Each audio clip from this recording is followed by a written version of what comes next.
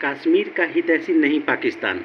जो पाकिस्तान कश्मीर में जनमत संग्रह का मुद्दा उठाता है वह स्वयं इसे 3 बार ठुकरा चुका है। दिनकर पी श्रीवास्तव जी का यह लेख है, इसे आप पढ़िएगा। अनुच्छेद 370 को हटाए जाने के विरुद्ध दाखिल याचिकाओं पर सुप्रीम कोर्ट में सुनवाई पूरी हो गई। अब फैसले की प्रतीक्षा है। इस विषय पर हुई बहस को कश्मीर के ऐतिहासिक संदर्भ में देखना होगा। महाराजा हरि सिंह ने भारत के साथ विलय में कोई शर्त नहीं थोपी थी।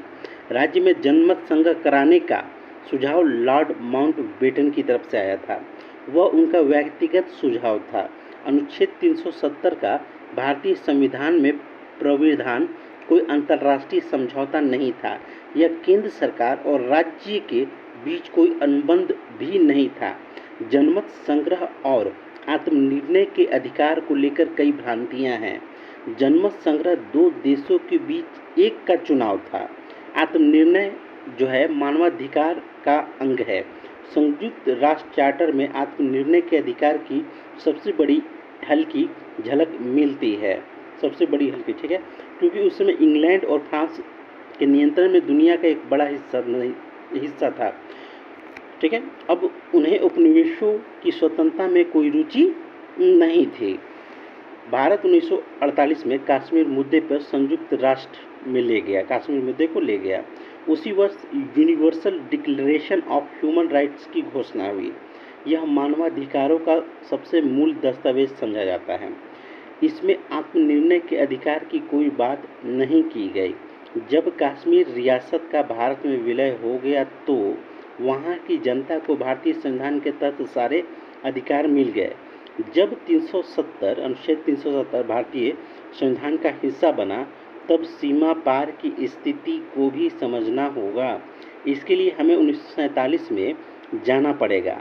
मुस्लिम कॉन्फ्रेंस के कार्यकर्ता यूसुफ शर्राफ ने 2 भागों में कश्मीर का इतिहास लिखा। उन्हें सरदार इब्राहिम ने, जो गुलाम कश्मीर के पहले राष्ट्रपति थे, बताया था कि उन्होंने अपनी अंतरिम सरकार की घोषणा रावलपिंडी से आने वाले 2 फोन कॉल्स के आधार पर की थी। सोच लीजिए, एक फ़ोन रावलपिंडी के कमिश्नर ख्वाजा रहीम ने और दूसरा कर्नल अकबर खान की बेगम नसीम ने किया। कर्नल अकबर ने न केवल कबायली हमले का खाका बनाया बल्कि उस हमले का नेतृत्व भी किया। इस हमले की अनुमति प्रधानमंत्री लियाकत अली खान ने दी थी। इसकी तैयारी कश्मीर रियासत के भारत में विलय के पहले ही कर ली गई थी। अब यहाँ देखेंगे, यह भी रोचक है कि जो पाकिस्तान कश्मीर में जनमत संग्रह का मुद्दा हर बार उठाता है, उसने स्वयं इसे 3 बार ठुकराया।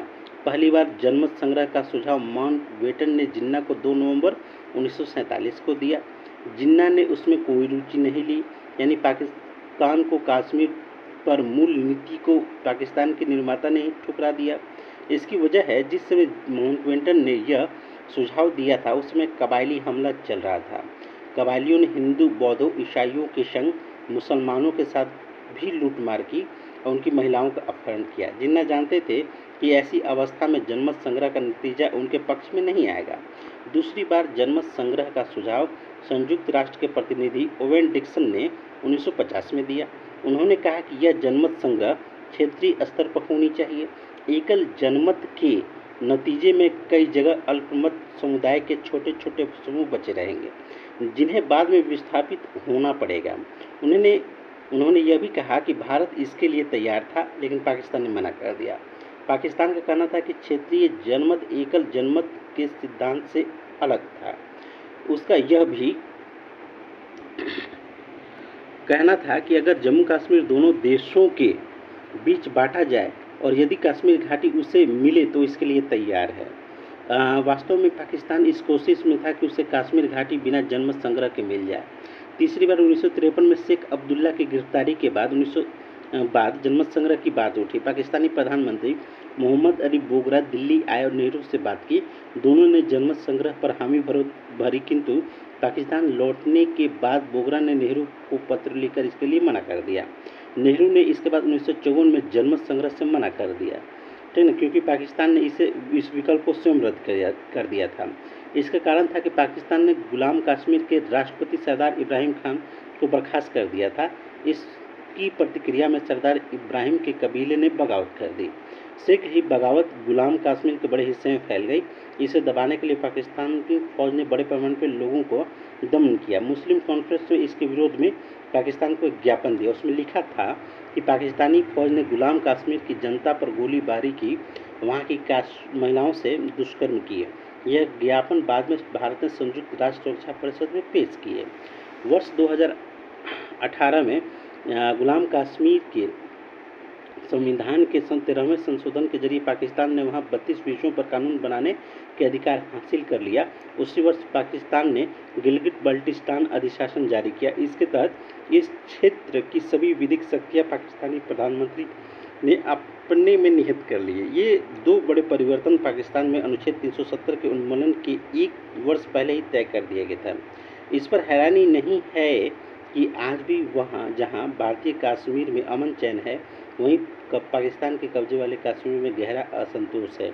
इसका कारण यह है कि पाकिस्तान कभी भी कश्मीर के लोगों का हितैषी नहीं रहा। तो जो लेखक हैं, पूर्व राजदूत भी हैं, forgetting Kashmir the other side of the line of control के लेखक हैं।